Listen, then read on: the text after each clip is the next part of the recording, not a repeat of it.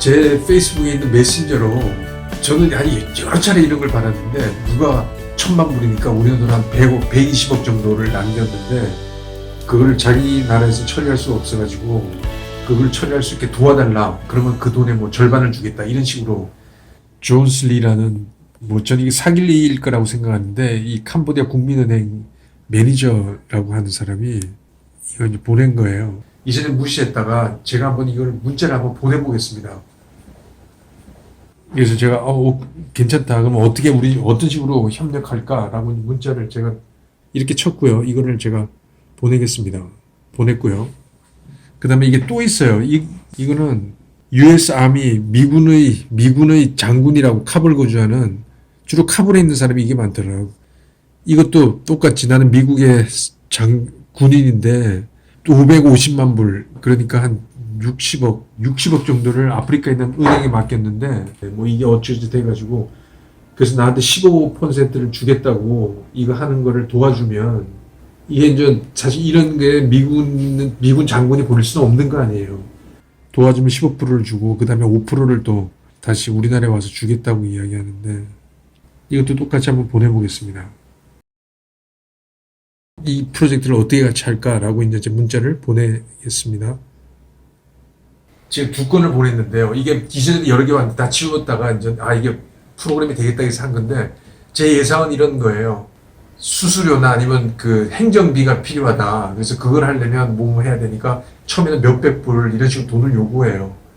그래서 그렇게 푼돈을 먹고 떨어질 수도 있고 그 다음에 뭐 여러 가지로 이제 이게 한두 명이 아니고 불특식 다수한테 다 보낼 거니까 그렇게 해서 몇백 불, 1,000불 이런 식으로 다 받아서 사라질 수도 있고 모르겠습니다. 어떤 답이 올지 한번 보기로 하죠. 한 시간 반 정도 전에 메일을 보냈잖아요. 지금 연락이 왔어요. 내용이 어떠냐면 이쪽으로. 아까 제가 우리 어떻게 할래라고 이제 보냈잖아요. 근데 답이 왔어요. 이거는 뭐 그 위험이 전혀 없는 그런 거다. 잘 읽어봐라. 그러니까 자기 클라이언트 중에 이게 주 내용이 뭐냐면 클라이언트 중에 한 명이 교통사고로 가족들한테 죽었다. 짧은 기간 동안에 안 가져가면 캄보디아 정부가 가져가는 거예요. 같은 성을 가진 사람을 페이스북에서 찾았더니 영돈 리잖아요. 리란 성을 가진 사람. 한국에 엄청나게 많겠지만 선택이 없어가지고 자기가 이제 나를 페이스북에서 어떻게 찾아가지고 거의 뭐 사기성이죠. 찾아가지고 나한테 연락을 한 거다. 자기가 그 지금 죽은 사람의 회계사였다는 거예요. 돈에 대한 정보를 다 가지고 있기 때문에 위험하지 않고 그래서 조사를 다 해봤단 말이죠. 그래서 돈을 해서 나누자 2주 내로 지금 이 일로 연락을 해달라는 거예요. 금액은 US 달러로 1,070만 불이니까 우리 돈으로 한 1,200억, 1,300억 원 정도 되는 거예요. 자기 그 고객이 교통사고로 죽었는데 자기가 그걸 마음대로 할 수 있다. 나하고 나누자. 이게 말이 됩니까? 하여튼 그래서 보내겠습니다. 이메일을.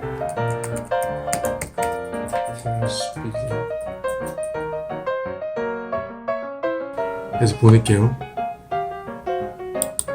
다시 그 친구한테 연락이 온 거예요. 이메일을 체크하고 그다음에 그 지시대로 해라 라고 연락이 와서 제가 이게 이메일입니다. 곧바로 이메일을 지금 여니까 너하고 거래하게 돼서 굉장히 뭐 기분이 좋다. 그런데 이거를 비밀리에 할 수가 있냐 이거 여기에 대해서 되게 좀 의심한다.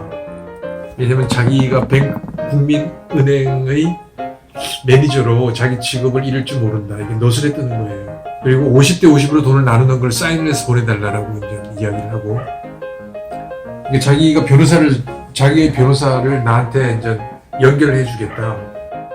베리스타킨 뭐 이 변호사 베리스타킨 그리고 내가 여기다 내 이름을 적고 사인해 달라는 거예요.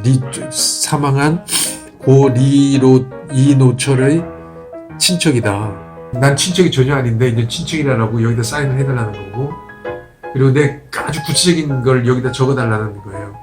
보내달라는 게 뭐냐면 주소, 전화번호, 국적, 직업, 내 여권을 카피해서 보내달라는 거예요. 여기다.